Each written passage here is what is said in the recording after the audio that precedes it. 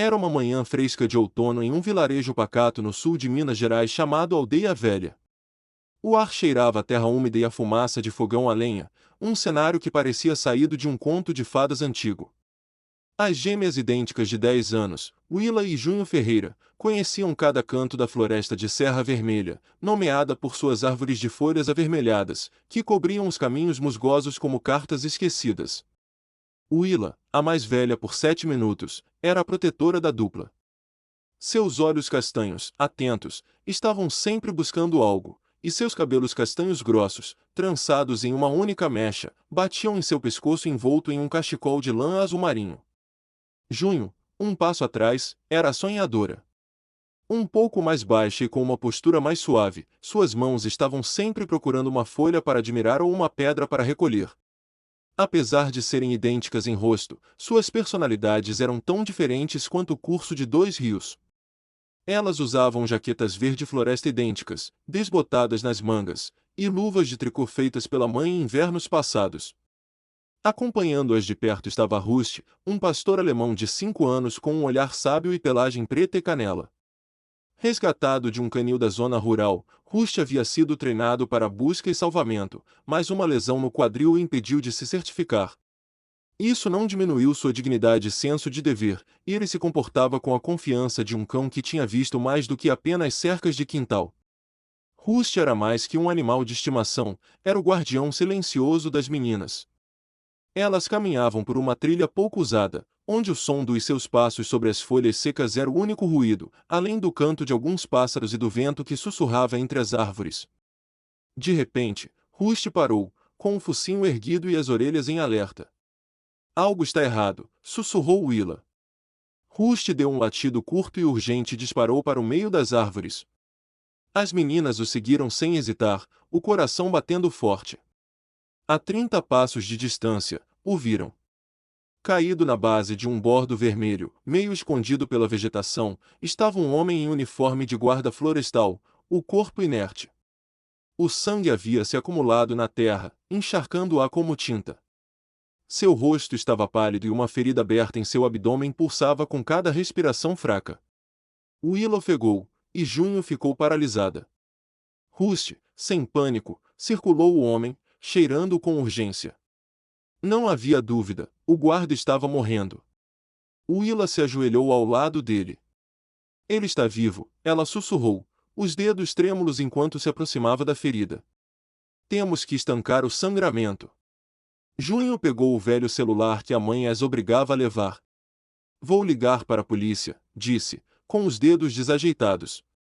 O guarda era Cal Maddox, um homem tranquilo que havia se juntado ao corpo de guarda florestal há 3 anos. O que ninguém sabia era que Cal estava investigando um grupo suspeito de exploração ilegal de árvores e tráfico de armas. Seu instinto o havia levado àquele local, e isso quase lhe custou a vida. Willa tirou o cachecol e o pressionou firmemente contra a ferida. Junho se ajoelhou e pressionou com as 2 mãos, mordendo o lábio para não chorar. Junho informou que a ajuda estava a 20 minutos de distância, tempo demais. Willa usou um pedaço de pau para apertar o cachecol, criando um torniquete rudimentar. Não morra, ela murmurou. Você não tem permissão para isso. Rust se deitou ao lado das pernas de Cal, como se soubesse que o silêncio era parte do feitiço para manter o homem vivo. De volta à aldeia velha, Maris Ferreira, 36 anos, sentava-se debruçada sobre a mesa da cozinha. Seus ombros fortes e as mãos calejadas de anos amassando pão refletiam o cansaço de quem carregou o fardo por muito tempo. Ela riscou mais uma conta de serviço quando o telefone tocou. Sou a agente Miranda, da delegacia de Aldeia Velha. Você é a mãe de Willa e Junho. O coração de Maris parou por um instante. Estão seguras, disse a agente. Mas houve um incidente. Suas filhas encontraram o guarda Maddox ferido e prestaram os primeiros socorros. Maris, aliviada, sentiu um orgulho misturado com uma pontada de culpa. Como ela podia estar tão ocupada que não sabia que suas filhas conheciam primeiros socorros? Na floresta, as sirenes finalmente ecoaram. Os paramédicos chegaram, assumiram o controle e levaram Cal em uma maca. Uma paramédica, uma mulher de cabelos grisalhos e mãos delicadas, Olhou para as gêmeas e disse: Vocês acabaram de salvar a vida de um homem. Willa piscou. É sério? Rusty latiu uma vez, como se estivesse concordando. No domingo, um frio mais intenso tomou conta do vilarejo. Naquele dia, Maris, as meninas e Rusty receberam a visita da detetive Valéria Miranda.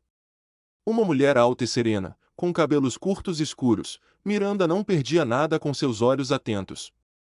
O agente Maddox está vivo graças ao que vocês fizeram, ela disse, inclinando-se para as meninas. A coragem às vezes parece uma medalha, às vezes parece luvas apertando uma ferida. Miranda, que havia sido criada pela mãe após a morte do pai, entendia bem o orgulho e o cansaço de Maris. Um repórter de um canal local, chamado Heitor Marques, procurou Maris para uma entrevista. A resistência inicial dela suavizou com a empolgação de Willa e o sorriso esperançoso de Junho. Elas apareceram no noticiário, e a história delas viralizou. Maris, no entanto, desligou as notificações. Ela não queria esmolas. O que ela queria era um emprego decente e a segurança de uma casa. Naquela noite, Maris estava tentando consertar o forno da cozinha, quebrado há meses, quando ouviu uma batida suave na porta. Havia um envelope no chão. Dentro, um bilhete com uma caligrafia clara dizia: para alguém que sabe o que é criar filhos sozinha. Sem compromissos, apenas gratidão. W. Miller. Escondido atrás do bilhete, havia um cartão presente para o supermercado local. Maris não chorou, mas algo dentro dela se aliviou, como um nó que se desfaz. Dias depois, as meninas foram homenageadas na escola. O diretor, um homem calmo, disse à plateia: Hoje honramos a coragem que age em silêncio quando ninguém está olhando. Willa e Junho subiram ao palco, envergonhadas, com Rusty ao lado, usando uma medalha de papel. No hospital, Cal Maddox se recuperava, mas se sentia vazio. A detetive Miranda apareceu com um envelope. Ela e Cal discutiram o caso. Cal sentia que o ataque estava relacionado ao desaparecimento de seu pai, George Maddox, também guarda florestal, anos atrás. A forma como os homens se moveram na floresta não foi por acaso. Miranda mostrou a ele fotos de um rádio antigo, encontrado perto do local do ataque, com as iniciais GM. Cal reconheceu o rádio, era o mesmo modelo que seu pai usava. Enquanto isso, Willa e Junho, inquietas, voltaram à floresta. Willa, com seu caderninho de anotações, queria investigar um trecho da trilha onde Rusty havia latido estranhamente na semana anterior. Rusty as guiou para um local abandonado, onde barris enferrujados estavam enterrados. O cão começou a latir novamente, de forma aguda e insistente. As meninas tiraram uma foto com o celular de Junho e Willa anotou tudo no caderninho, que ela guardou em sua caixa de coisas importantes. Mais tarde, Miranda e Cal se encontraram na entrada da trilha para a Serra Vermelha. Cal, que ainda se recuperava, mas com uma determinação renovada, queria começar por onde Rusty havia se agitado. Eles caminharam em silêncio e encontraram um rádio portátil, meio enterrado, com as iniciais GM. Para Cal, era a prova de que o caso de seu pai estava ligado ao que acontecerá com ele. Enquanto a investigação avançava, Maris finalmente conseguiu consertar o forno com a ajuda das meninas. O cheiro de açúcar mascavo e maçã invadiu o apartamento. Enquanto as tortas esfriavam, Willa abriu seu caderno e escreveu: O Mistério da Serra Vermelha, listando cada pista. A terceira entrada dizia: Rádio encontrado perto de Miller Hollow. Rusty latiu de novo hoje. Pode ter mais coisa enterrada lá. Uma tempestade se aproximava de Aldeia Velha. O vento uivava e o céu, antes azul, escureceu para uma cor de carvão. Maris estava na janela, nervosa. As gêmeas não tinham voltado para casa. Elas disseram que iriam para a beira da mata, ela murmurou, em pânico. O prato de comida de Rusty estava intocado. No fundo da floresta, Willa e Junho se protegiam sob as raízes de uma árvore caída. A tempestade havia chegado mais rápido do que elas esperavam, mas o pior eram as vozes que ouviam. Elas tinham ido seguir o rastro de Rusty, mas encontraram homens falando e viram o brilho de faróis, não de lanternas. Rusty, com um rosnado urgente, as guiou para um esconderijo. Na delegacia, A detetive Miranda recebeu a ligação de Maris e sentiu um nó no estômago. Cal, cocheando, entrou na sala. Eu vou, ele disse.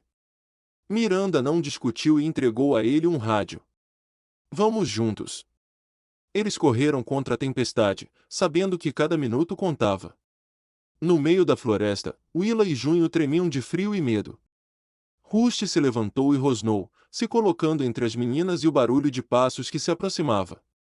De repente, dois homens saíram das árvores. Rusty, com toda a sua fúria, os atacou. O cão lutou bravamente, mas um dos homens o atingiu com um pedaço de pau. Rusty uivou, mas não recuou. Ele continuou a lutar, arrastando os homens para longe das meninas. Cal e Miranda chegaram minutos depois. Cal, com a lanterna e a arma na mão, gritou pelos nomes das meninas. Aqui, uma vozinha respondeu. Miranda correu até as gêmeas, e Cal se aproximou de Willa, com as mãos tremendo, garantindo que estavam seguras. Então, eles ouviram um gemido. Rusty, ensanguentado, mancava em direção a eles, com os olhos fixos nas meninas. Ele abanou o rabo uma última vez antes de cair. Cal o pegou com cuidado, e Miranda ligou para um veterinário. Um mês se passou. A crueza do outono se suavizou e a panela da padaria da Mari se encheu de clientes, que se reuniam em frente ao balcão recém-pintado, chamado Crumbs and Crusts. O ar exalava o aroma de pães de especiarias e biscoitos de aveia. Maris, com um avental limpo e as mangas arregaçadas, tinha um brilho diferente nos olhos, um que parecia com esperança. Em um ginásio da cidade, o agente Cal Maddox, recuperado, anunciou o lançamento de um programa de primeiros socorros para jovens em honra a Willa e Junho. Às vezes, os heróis não usam distintivos ou capas, ele disse. Às vezes, eles têm 10 anos, joelhos ralados e mais coragem do que a maioria de nós juntos. No final da cerimônia, Miranda subiu ao palco para entregar a Rusty, que se recuperou do ferimento, a medalha de honra civil canina. Rusty caminhou em direção ao palco com uma fita azul brilhante no pescoço. A multidão se levantou, aplaudindo. Ele parece estar sorrindo, sussurrou Willa para Junho. Cal havia se transferido para a unidade comunitária e jantava com os Ferreira todos os domingos. As meninas já haviam reservado um lugar para ele na lista de tarefas da família. Naquela noite, Miranda apareceu e entregou a Cal uma fita cassete. Encontramos nos arquivos antigos da delegacia, ela disse. Era a voz do pai de Cal. Na fita, ele dizia, se um dia você se encontrar no dilema entre fazer o que é seguro e fazer o que é certo, por favor, meu filho, escolha bem, mesmo que custe, porque esta insígnia não significa nada se você tiver muito medo de usá-la quando for importante. Mais tarde, Willa e Junho, sentadas na varanda com Rusty, olharam para o céu estrelado. Você acha que realmente salvamos alguém? Perguntou Willa. Junho, com o olhar fixo no céu, respondeu, acho que salvamos mais do que uma pessoa. Rusty abanou o rabo uma vez, como se concordasse. O engraçado é que eu acho que nós nos salvamos também, disse Willa suavemente. Essa história nos lembra que a bravura não tem idade e que o amor não precisa de riquezas para ser poderoso. Ela nos mostra que, em nossas tempestades mais escuras, o divino muitas vezes age através dos menos esperados, através de crianças, de estranhos e daqueles que simplesmente escolhem a compaixão. Talvez você também tenha alguém para proteger. Talvez seu ato de bondade de hoje seja o milagre pelo qual outra pessoa tem orado. Se essa história te tocou, compartilhe-a com alguém que precisa voltar a acreditar na bondade.